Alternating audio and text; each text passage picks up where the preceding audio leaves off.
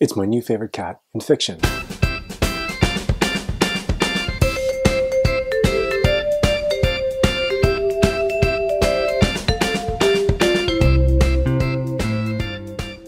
Cats are no stranger to fiction, from Richard Parker in The Life of Pi to Narnia's Aslan, to Dr. Seuss's Cat in the Hat, and Brian K. Vaughan's Lion Cat from his Saga series. I've been on a bit of a kitty kick myself, starting with Lester Ferris's graveyard encounter with the tiger that sets him off on retributive vigilante justice as Tiger Man, and I followed that soon after by Mort by Robert Rapino. It's a story of an anthropomorphized house cat who's been enlisted in the war with no name against humans by ants who are bearing a millennial-old grudge. So tiny ant scientists concoct a chemical agent that anthropomorphizes all the animals worldwide, grows them to human proportions, gets them to walk on hind legs, gives them sort of appendages so they can hold weapons, gives them human consciousness, but savant-like abilities so they can pick up language, read, and communicate with each other naturally in English very quickly. At the same time, they also mutate armor-plated ants the size of small cars to wage a land-based war against humans, city by city, with countless casualties on each side. And yet, for some reason, they can't come up with some sort of chemical agent that just kills humans. Of course, that would be a way shorter story, and it would include a scene with a real estate cat showing off a newly abandoned house to Mort and quietly coughing up a hairball into her clipboard, hoping that he won't notice.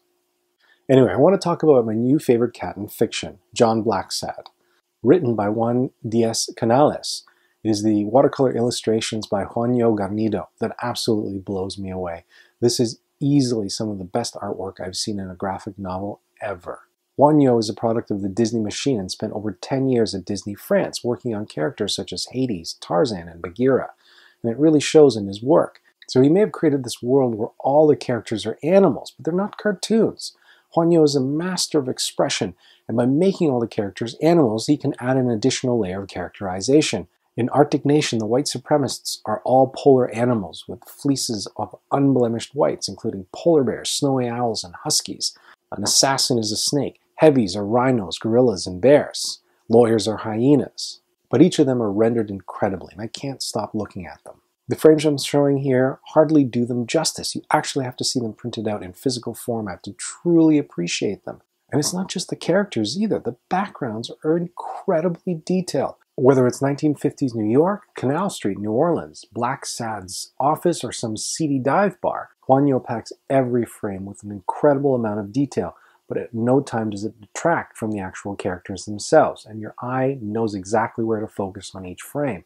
But that is no small feat. It's a painstaking process as well. In The Silent Hell, Juanjo shows the process involved.